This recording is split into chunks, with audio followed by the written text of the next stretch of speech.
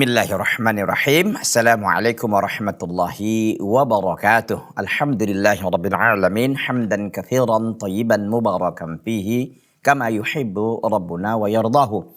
Wa sallallahu wa sallama wa baraka ala nabiyyina Muhammadin wa ala alihi wa ashabihi ajma'in. Para pemirsa Salam TV rahimanallahu taala wa iyyakum jami'an. Bapak dan Ibu, ikhwan dan akhwat, a'azzanillahu taala wa iyyakum jami'an dimanapun antum dan antuna berada. Alhamdulillah, pada pertemuan kita kali ini kita akan lanjutkan kajian kita. Pada episode yang lalu sudah kita membahas tentang bahwa di antara kekhususan atau keistimewaan Nabi SAW bahwa beliau adalah khotamul anbiya, penutup para nabi, dan beliau adalah sayyidul mursalin. Sudah kita jelaskan pada episode yang lalu itu bahwa ada 3 hal yang disinggung oleh Al-Imam Abu Ja'far At-Tahawi sebagaimana diuraikan dengan rapi oleh Al-Imam Syekh Abdurrahman Ibn Nasir Al-Barraq, bahwa 3 yang beliau sampaikan oleh Imam Abu Ja'far. Yang pertama adalah beliau adalah khotamun nabiyyin. Beliau adalah penutup para nabi. Nah, penutup para nabi ini sudah kita sampaikan bahwa semua manusia harus tunduk kepada Nabi sallallahu alaihi wasallam, kepada syariat Nabi Muhammad sallallahu alaihi wasallam.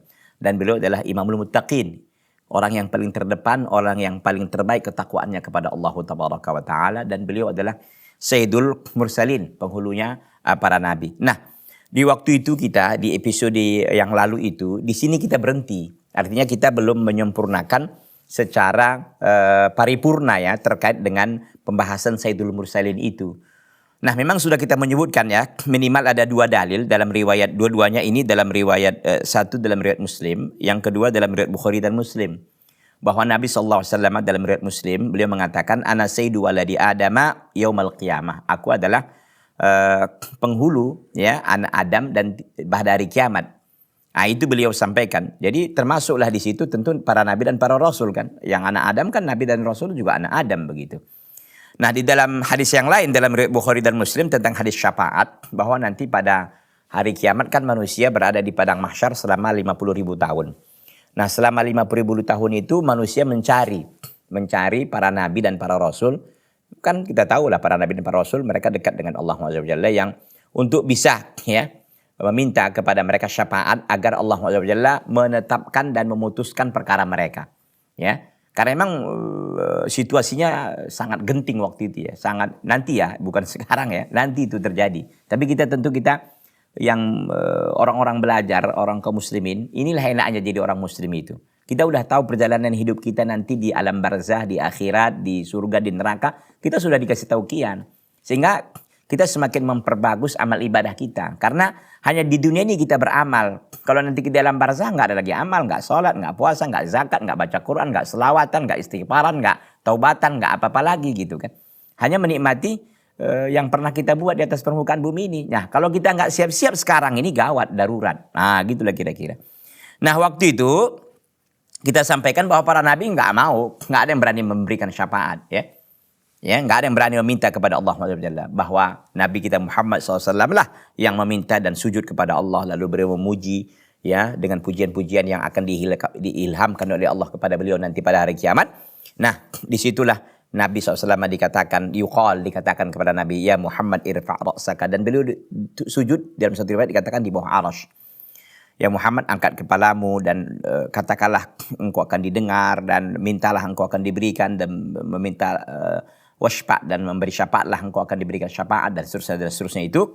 Intinya bahwa Nabi Muhammad SAW yang hanya bisa memohon kepada Allah untuk dimulai persidangan pada hari kiamat karena manusia dalam keadaan galau dengan masa yang tunggu yang begitu sangat lama, 50.000 tahun. 5.000 tahun aja lama nggak usah kali 5.000 tahun 10 tahun aja lama gitu apalagi ini 50.000 tahun subhanallah. Kemudian ikhwati fillah azanillahu taala wa iyyakum jami'an, kita ingin lanjutkan pada pertemuan kita kali ini untuk menyempurnakan kajian kita yang lalu. Jadi ini merupakan episode yang kedua dari judul besarnya itu, yaitu judul besarnya apa? Judul besarnya kekhususan Nabi Muhammad SAW bahwa beliau adalah penutup para nabi dan penghulu para rasul. Itu dia. Kalau mau ditambahkan di antara boleh. Di antara kekhususan Nabi Muhammad SAW atau keistimewaan begitu Di antara keistimewaan Nabi SAW bahwa beliau adalah penutup para nabi dan penghulu para rasul begitu. Baik, kita lanjutkan. Jadi beliau sallallahu alaihi wasallam yang diberikan kesempatan ya, yang hanya beliau mampu ya untuk meminta syafaat kepada Allah Azza wa Jalla agar persidangan dimulai. Wa hadha huwal maqamul mahmud. Kita lanjutkan. Qala al-muallifu hafizahullahu taala, wa hadha huwal maqamul mahmud alladhi khassahu Allahu bihi wa faddalahu. Inilah yang disebut dengan al-maqam al-mahmud, tempat yang terpuji yang Allah Azza wa Jalla khususkan beliau sallallahu alaihi wasallam, Nabi kita Muhammad SAW bihi, dengan tempat yang terpuji itu, wa faddalahu, dan Allah utamakan beliau sallallahu alaihi wasallam bihi, dengan tempat yang terpuji itu. Qala ta'ala, Allah Azza wa Jalla berfirman, asa ayyab'athaka rabbuka maqaman mahmuda. Al-Isra ayat 79. Ya, semoga Allah Azza wa Jalla membangkitkanmu, ya, semoga Rabbmu membangkitkanmu di tempat yang terpuji. Tempat yang terpuji itu apa? Itu tadi beliau sallallahu alaihi wasallam yang mampu untuk meminta kepada Allah ya syafaat. Begitu. Itulah disebut dengan maqamul mahmuda.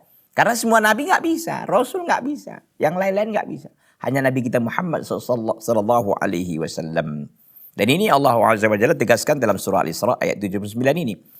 Wala syakka annal anbiya wal rasul mutafadiluna binassil Qur'an. Dan memang enggak diragukan bahwa para nabi dan para rasul pun bertingkat-tingkat, ya.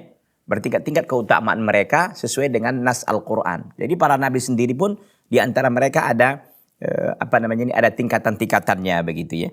Fa afdaluhum alal itlaq Muhammad sallallahu alaihi wasallam, yang terbaik dari semua para nabi dan para rasul, apalagi rasul itu 313, ada yang 315, ada yang mengatakan nabi itu ada 124.000 nabi. Nah, dari itu semuanya yang terbaik adalah Nabi kita Muhammad SAW secara mutlak. Secara mutlak. Ya, secara mutlak. Wa yalihi Ibrahim. Yang kedua adalah kedudukan yang paling mulia setelah Nabi kita Muhammad SAW adalah Ibrahim. Kemudian wa yalihi baqiyatul ulul azmi. Dan yang mengiringi setelah Nabi Ibrahim adalah seluruh rasul-rasul ulul azmi. Ya, yang memiliki banyak ulul azmi, artinya memiliki banyak tekad dan yang memiliki banyak cobaan dan ujian dari Allah Azza wa Jalla. Wa hum bil masyhuri inda ahli ilmi khamsah, dan mereka ya menurut para ulama hanya 5 orang, artinya ulul azmi itu 5 orang. Siapa? Adalah Nuhun wa Ibrahimu wa Musa wa Isa wa Muhammadun wa hum madhkuruna fi qaulihi ta'ala, dan mereka disebutkan semua dalam firman Allah Azza wa Jalla. Jadi kan yang paling terbaik dari semua rasul, dari semua para nabi dan para rasul kan ulul azmi. Gitu caranya. Yang paling terbaik dari semua para rasul dan para nabi itu kan ulul azmi. Yang terbaik dari ulul azmi itu adalah Nabi Muhammad. Setelah Nabi Muhammad siapa? Ibrahim. Gitu dia urutannya, ya. Dan mereka disebutkan oleh Allah Azza wa Jalla di dalam surah Al-Ahzab ayat yang ke-7 ya. Wa idh akhadna minan nabiyyina mitsaqahum wa minka wa min Nuhi wa Ibrahim wa Musa wa Isa wa ibni Maryam wa akhadna minhum mitsaqan ghalidha.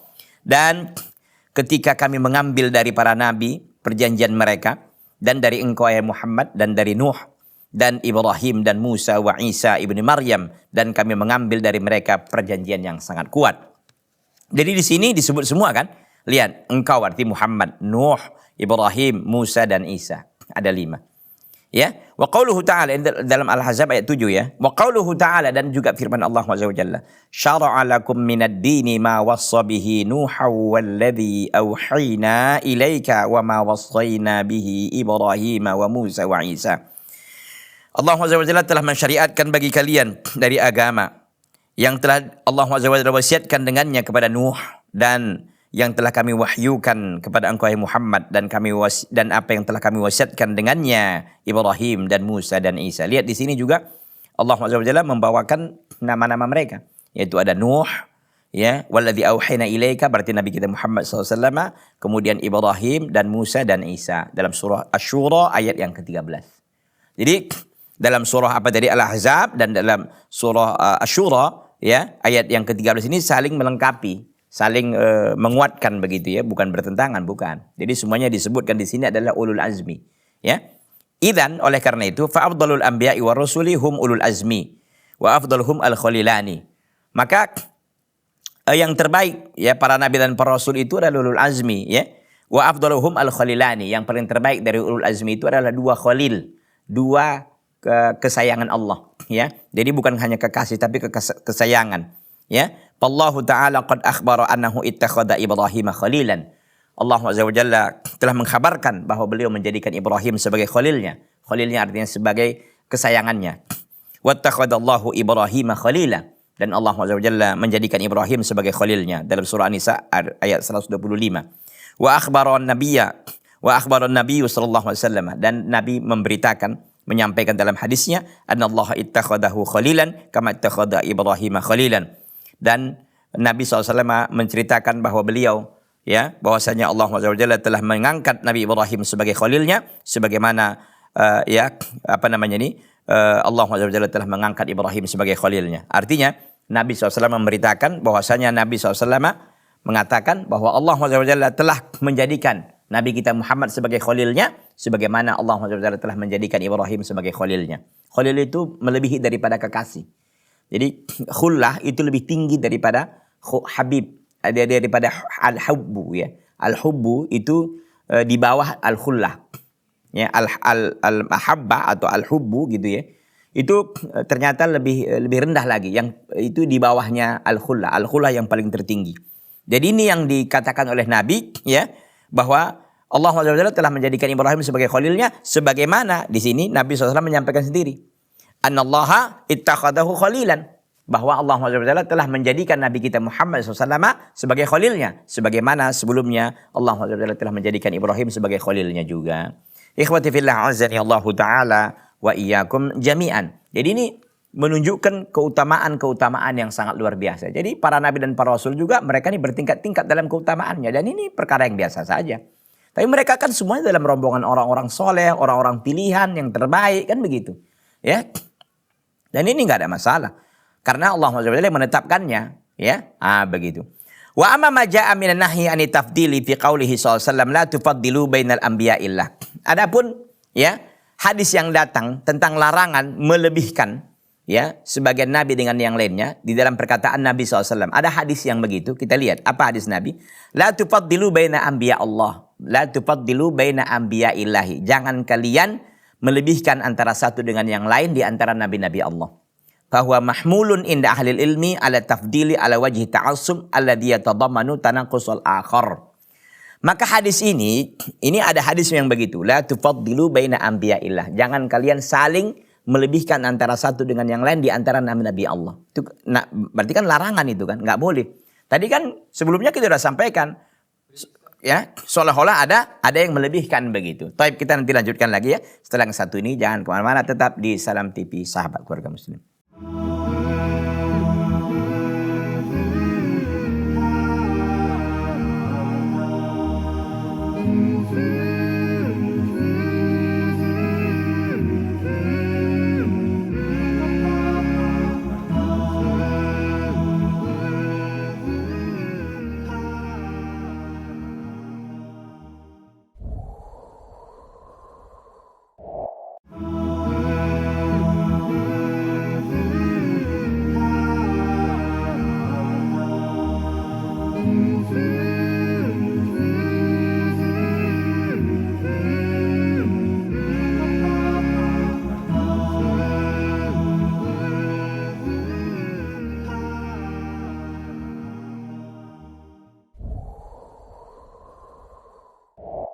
Ikhwati fillah azani Allah taala wa iyyakum jami'an. La tufaddilu baina anbiya'illah. Jangan kalian saling melebihkan di antara nabi-nabi Allah. Maka ini kata para ulama, ini kan larangan berarti. Nah, larangan ini bertentangan dong dengan yang kita sampaikan sebelumnya. Yang kita sampaikan sebelumnya apa? Yang kita sampaikan sebelumnya bahwa paling terbaik dari nabi-nabi itu semua adalah ulul azmi. Yang paling terbaik dari ulul azmi adalah Nabi kita Muhammad SAW. Baru Nabi Ibrahim. Kan begitu. Nah, ini kan mengesankan bertentangan dengan hadis Nabi ini. Nabi mengatakan nggak boleh dilebihkan antara satu dengan yang lain. Gitu. Maka bagaimana? Para ulama memberikan jawaban yang sangat luar biasa. Ya, apa kata beliau? Apa kata mereka para ulama rahimahumullahu taala rahmatan wasi'atan? Fahada mahmulun inda ahlil ilmi ala tafdil ala wajhi ta'assub alladhi yatadammanu tanaqqusal akhar. Kata para ulama, hadis ini ya mengandung ya mahmulun itu dibawakan inda ahli ilmi menurut para ulama kalau melebihkan itu dalam rangka untuk fanatik yang terkandung di dalamnya merendahkan yang lain. Gitu ya. Saya ulangi. Jadi kalau melebihkan itu kita ini lebih baik dari nabi ini, dari nabi itu ya. Ini maksud para ulama ya, ini dijelaskan oleh para ulama. Maksud hadis ini adalah yang dilarang itu kalau memang kita melebihkan antara satu nabi dengan nabi yang lain dalam rangka untuk ta'assub kita. Kita fanatik dengan nabi tertentu. Kita ada favorit, gitu, nabi favorit atau rasul favorit gitulah kira-kira ya.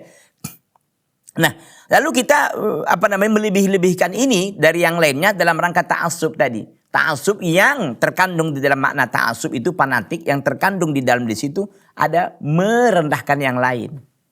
Merendahkan yang lain jadinya. Kalau itu betul dilarang. Itu dilarang. Itu memang dilarang. Kalau begitu caranya, kalau maksud kita melebihkan ini bahwa Nabi Musa lebih baik daripada Nabi Idris kita katakan, karena kan Nabi Idris bukan ulul azmi gitu kan. Kalau kita mengatakan itu ya dalam rangka untuk merendahkan Nabi Idris itu tidak boleh. Itu yang dilarang dalam hadis ini. Tapi kalau kita dalam rangka memang untuk menjelaskan dan itu memang dan nggak ada maksud kita juga merendahkan gitu ya. Karena memang dalil juga yang mengatakan itu. Kalau nggak dalil kita juga nggak berani lancang kan gitu. Ya. Jadi nggak ada masalah. Jadi larangan Nabi ini kata para ulama ini konteksnya kalau memang melebih-lebihkan itu dalam terkandung di dalamnya ada unsur merendahkan. Kalau enggak ada masalah. Enggak ada masalah. Dan kita juga enggak berani bicara banyak kan. Kecuali ada dalil yang membicarakannya itu. Begitu ya. Taib ikhwati fillah azani Allah ta'ala wa iyyakum jami'an para pemirsa Salam TV yang berbahagia. Para ulama memberikan penjelasan berikutnya. Kama yubayyinuhu sababu al-hadis as-sahih. Sebagaimana ya dijelaskan sebab hadis yang sahih itu. Jadi ini kan hadis sahih ya, la tufaddilu baina anbiya'illah ini.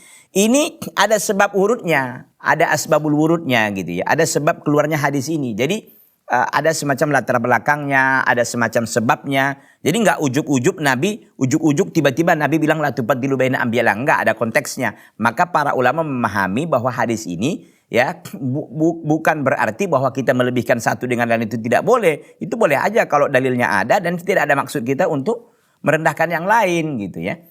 Ya, kita lihat. Dalam hadis sahih itu bagaimana sebab hadis ini keluar? La tufaddilu baina anbiya'illah. Kita lihat. Ceritanya atau kisahnya begini. Ana Yahudiyan arada sil'atan lahu fa'u'tiya biha syai'an karihahu. Bahwa ada seorang Yahudi ya, urida ya sil'atan. Ada seorang Yahudi itu urida sil'atan lahu. Ada ini seorang Yahudi ditawarkan satu benda kepadanya. Satu benda kepadanya. Fa'u'tiya biha syai'an karihahu. Maka diberikanlah kepadanya sesuatu yang dia benci gitu. Artinya ditawari satu benda lalu diberikan kepada sesuatu yang dia enggak suka gitu ya. Faqala lalu dia mengatakan la walladhi istafa Musa 'alal bashar. Tidak, demi yang telah memilih Musa ya alaihi salam terhadap semua manusia.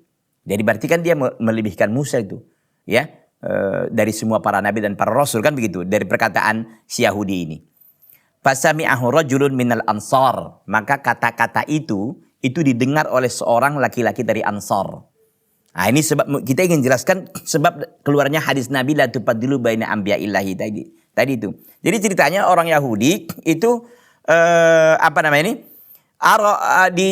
diberikan kepada satu benda ya, satu barang gitu ya, mungkin dalam jual beli atau dalam hal apa, tapi ternyata barang itu dia nggak suka gitu. Lalu dia mengatakan la walladhi istafa Musa alal bashar ya, demi tidak dan demi Musa dan demi yang telah memilih Musa terhadap semua manusia. Lalu kata-kata itu didengar oleh seorang laki-laki dari Ansar. Maka apa yang dilakukan oleh laki-laki Ansar ini?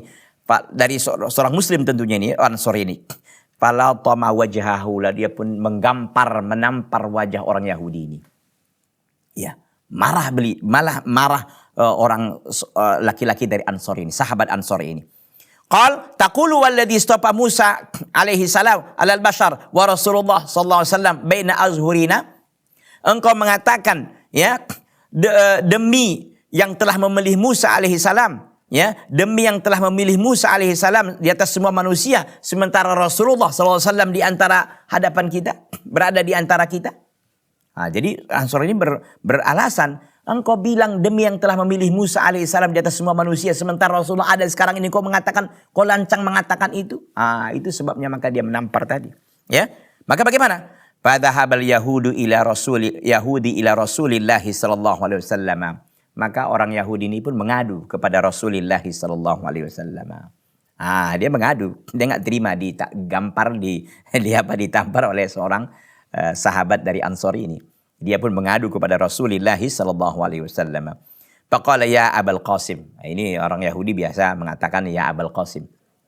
Ya, innali dhimmatan wa ahdan. Sungguhnya aku memiliki jaminan dan perjanjian. Artinya dia Yahudi tapi ada ikatan perjanjian, atau Yahudi dhimmi, dia kafir dhimmi. Orang Yahudi kan orang kafir. Tapi kan dia kafir dhimmi gitu ya. Dia ada jaminan, ada ikatan. Intinya dia bukan Yahudi harbi, bukan yang diperangi lah. Dia artinya keberadaan dia di kota Madinah pun keberadaan yang legal gitulah kira-kira ya. Karena dia punya dhimmah dan ahdan gitu ya, punya jaminan dan punya perjanjian. Wa qala fulanun latama wajhi. Si Polan itu, seorang laki-laki Ansor itu telah memukul wajahku, menggampar wajahku. Faqala Rasulullah sallallahu alaihi wasallam lima latamta wajahahu. Maka Nabi SAW bertanya kepada Ansor tadi, wahai sahabatku, kenapa engkau pukul wajahnya? Kenapa engkau gampar? Kenapa engkau tampar wajahnya? Qala ya Rasulullah. Orang Ansor ini menjelaskan duduk masalahnya. Ya Rasulullah, wahai Rasulullah, walladhi istafa. Ya. Qal berkata orang Ansor tadi menjelaskan kepada Rasulullah SAW. Qala ya Rasulullah, walladhi istafa Musa alaihi salam alal bashar wa anta baina azhurina. Ya Rasulullah, orang ini bilang begini ya Rasulullah. Demi yang telah memilih Musa ya alaihi salam terhadap semua manusia, dan engkau berada di tengah-tengah kami, ya. Qal faqadiba Rasulullah. Ketika mendengar itu, ya, kan seorang Ansor menjelaskan, ya Rasulullah, aku menampar dia ini karena dia bilang bahwa ya demi yang telah memilih Musa di atas semua manusia, sementara engkau ada di tengah-tengah kami sekarang ini. Maka apa yang terjadi? Faqadiba Rasulullah sallallahu alaihi wasallam hatta uripal ghadaba biwajhihi. Maka Rasulullah pun marah, ya, sehingga nampak marah di wajahnya. Tsumma qala, kemudian beliau mengatakan, la tufaddilu baina anbiya'illah. Ya, jangan kalian ya melebihkan ya di antara nabi-nabi Allah. Fa innahu yunfakhu fisur. Maka sesungguhnya nanti ya ketika ditiup sangkakala, fayas'aqu man fis samawati wa man fil ardi, maka semua orang akan meninggal dunia, akan pingsan dan akan meninggal dunia, semua yang ada di langit dan di bumi, illa man sya'allah, kecuali orang-orang yang dikehendaki oleh Allah. Ya. Thumma yampuhu bihi ukhra. Kemudian malaikat Israfil tentunya yampuhu bihi ukhra, kemudian dia meniup yang kedua kalinya. Fa akunu awwalu man bu'itsa, maka akulah orang yang pertama dibangkitkan. Fa idza Musa alaihi salam akhidun bil arsy, maka ternyata Musa sudah memegangi tiang arash. Fala adri, maka aku tidak tahu ahusiba bisaqatihi yaumat tur au bu'itsa qabli. Maka aku tidak tahu apakah dia telah dihisap ketika dia pingsan waktu di Tur, karena kan dia pingsan waktu itu ketika dia ingin meminta kepada Allah untuk diperlihatkan agar dia melihat Allah dalam surah Al-A'raf, kan begitu. Apakah itu dia sudah dihisap waktu waktu dia pingsan waktu Tur itu, au bu'itsa qabli, atau dia dibangkitkan sebelum aku. Gitu ya. Jadi di sini menunjukkan, ya, ingin kita jelaskan begini. Nabi SAW ketika mendengarkan pernyataan dari seorang Ansor ini, sahabat yang mulia ini, bahwa dia memukul karena orang Yahudi ini melebihkan Nabi Musa ya terhadap manusia yang lain, lalu nggak terima sahabat ini, ya. Nabi SAW marah. Kenapa marah? Jangan kalian melebih-lebihkan. Artinya kalau dia disebut begitu, ya, kalau memang dalam rangka bukan dalam rangka merendahkan yang lain, nggak ada masalah. Karena memang Nabi Musa kita tahu kan beliau adalah seorang nabi, ya, seorang ulul azmi, kalimullah, begitu kan. Nggak ada masalah, bukan dalam rangka merendahkan yang lain, gitu. Bukan dalam rangka merendahkan dia, hanya menyebutkan. Dan kita tahu juga bahwa Nabi Musa itu adalah ulul azmi, kan begitu. Nah, maka Nabi SAW marah ketika mendengarkan penjelasan seorang Ansor ini tadi. Dan beliau menyampaikan bahwa Nabi Musa itu nanti pada hari kiamat, ketika terjadinya tiupan pertama itu kan semua manusia akan meninggal dunia, ya. Manusia semua akan meninggal dunia di langit dan yang di bumi kecuali orang-orang yang dikehendaki oleh Allah. Ada yang mengatakan ada malaikat Jibril, ada yang mengatakan Israfil, ada yang dan lain-lain. Intinya enggak semua tapi kebanyakan meninggal semua. Nah, tiupan yang kedua kan dibangkitkan. Manusia akan dibangkitkan dari kuburnya seperti cendawan yang tumbuh di musim penghujan. Kan begitu penjelasan para ulama tafsir. Nah ternyata ketika itu dibangkitkan, ternyata Nabi SAW kata beliau, aku yang duluan dibangkitkan. Ternyata Nabi Musa udah duluan berpegangan dengan tiang di Arash itu. Dan aku tidak tahu, kata Nabi, apakah beliau sudah dihisap waktu itu sehingga beliau sudah enggak lagi kena dengan dengan tiupan itu, karena beliau waktu itu sudah pingsan waktu beliau meminta kepada Allah untuk diperlihatkan, ya, untuk dilihat kepada dirinya, atau dia memang dibangkitkan sebelum aku. Jadi di sini juga ada keutamaan Nabi Musa alaihissalam kan. Begitu. Jadi di sini menunjukkan, kata para ulama, ini bukan dalam rangka merendahkan. Kalau Nabi ini kan menceritakan bukan dalam rangka untuk merendahkan, tapi menyebutkan doang, nggak ada masalah. Yang keliru itu kalau kita menyebutkan satu keutamaan Nabi atau Rasul tertentu misalkan, yang maksud kita untuk merendahkan yang lain, itu tidak boleh. Ini untuk memaknai hadis Nabi SAW tadi. Taib, saya kira itu dulu. Nanti kita lanjutkan setelah satu ini. Jangan kemana-mana, tetap di Salam TV Sahabat Keluarga Muslim.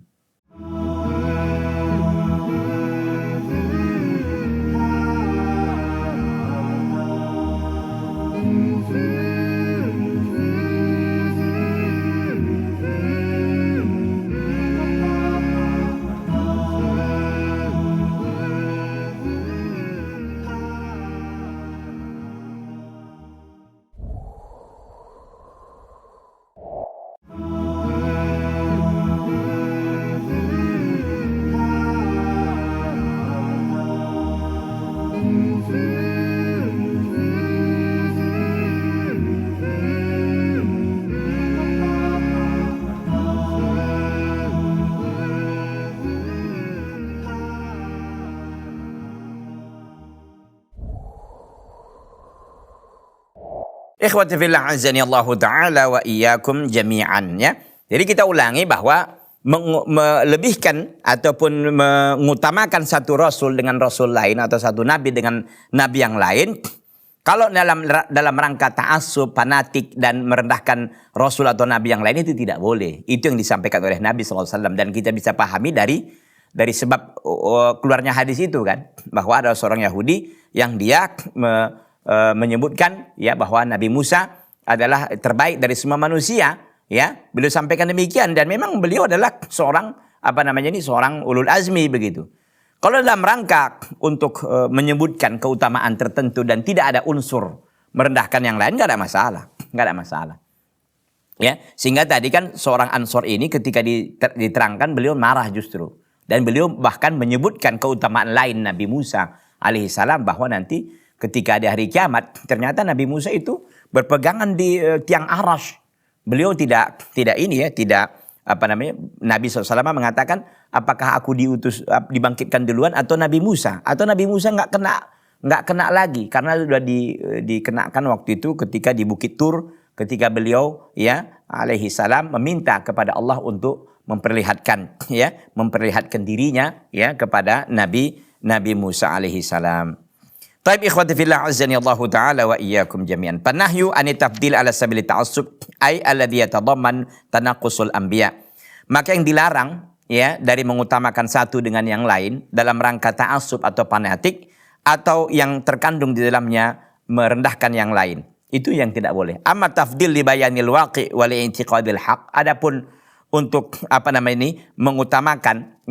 mengutamakan satu nabi dengan nabi yang lain dalam rangka untuk menjelaskan hal yang nyata yang memang terjadi dan untuk meyakini kebenaran, wa inzal kulli manzilatihi fahadza la budda minhu, dan menetapkan semua kedudukan masing-masing rasul, maka ini sesuatu yang harus gitu. Jadi kita katakan Nabi Ismail bukan ulul azmi. Kita mengatakan ini bukan dalam rangka merendahkan Nabi Ismail, tidak, tapi dalam rangka menjelaskan kebenaran. Karena memang begitu penjelasan para ulama bahwa yang ulul azmi itu hanya 5 orang itu. Nah gitu. Itu gak ada masalah. Karena kita menjelaskan al-waqi'. Contoh kita katakan istri Nabi Nuh itu di neraka. Kan kita menjelaskan kebenaran. Kita yakini gitu. Istri Nabi Lut itu di neraka. Allah Subhanahu wa taala menjelaskan dalam surah At-Tahrim misalkan. Gak ada masalah. Ya, kita katakan lagi ayah Nabi Ibrahim itu pembuat patung misalkan. Azar itu. Gak ada masalah. Karena yang waqi' dan kita yakini itu. Ya. Dan izal kulli manzilatihi, dan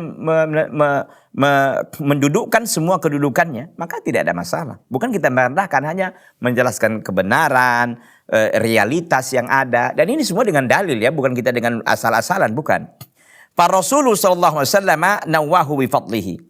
Maka Rasulullah SAW telah menyampaikan tentang keutamaan Nabi Musa. Ya, Nabi sendiri menyampaikan kan keutamaan Nabi Musa. Li'annahu la yu'lam illa min jihati aw minal Qur'an. Karena memang tidak diketahui keutamaan para nabi yang lain misalkan, kecuali dari Nabi SAW atau dari Al-Quran. Ya, begitu. Kita tahu informasi ini bahwa nabi ini begini kan nggak ada lagi sumber kita, kecuali sumber kita hanya 2 itu kan, Al-Quran dan Sunnah ala fahmi salafil ummah tentunya. Begitu. Dan Nabi SAW memaksudkan bifadlihi dengan keutamaan yang telah disebutkan ya oleh beliau sendiri tentang Nabi Musa alaihi salam.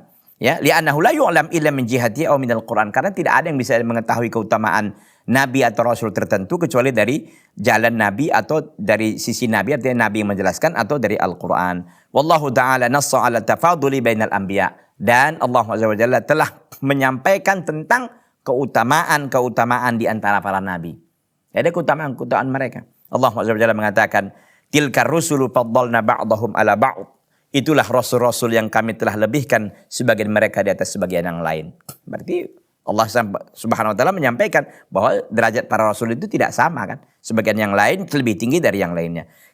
Minhum, maka Allah Azza wa Jalla lanjutkan ayat yang mulia ini, minhum man kalam Allah. Di antara mereka ada yang Allah ajak bicara, yaitu Nabi Musa alaihissalam.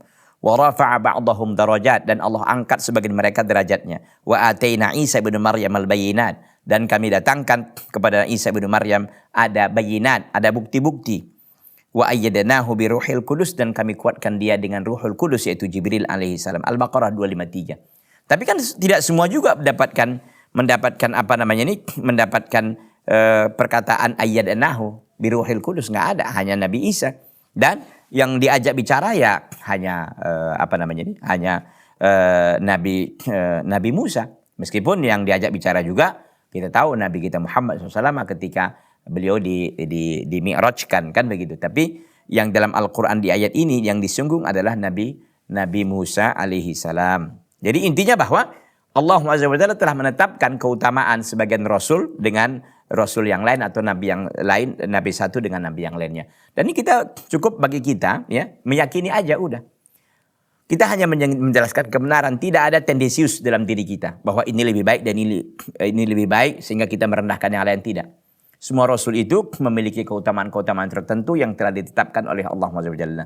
Ya, semua mereka adalah orang-orang yang telah menjalankan semua perintah Allah dengan sebaik-baiknya sehingga mereka bisa mendapatkan kedudukan yang sangat agung, yang semuanya manusia menginginkan itu tapi tidak dapat. Ya, hanya mereka lah yang dipilih oleh Allah menjadi nabi dan menjadi rasul. Ikhwati fillah azani Allah taala wa iyyakum jami'an.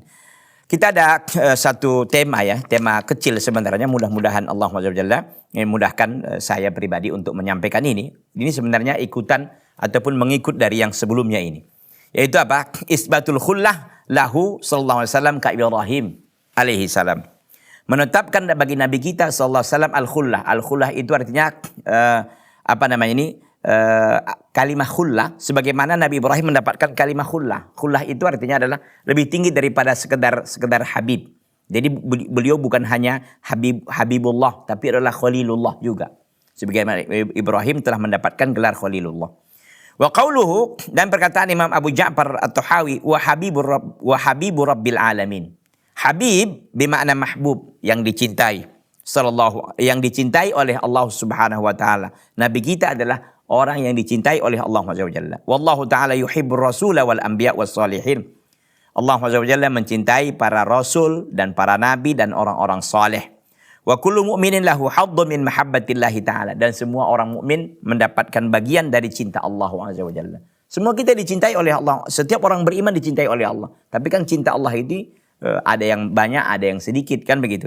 Ada yang dicintai oleh Allah dengan cinta yang besar, ada yang kecil, ada yang sedang, ada yang segala macamnya.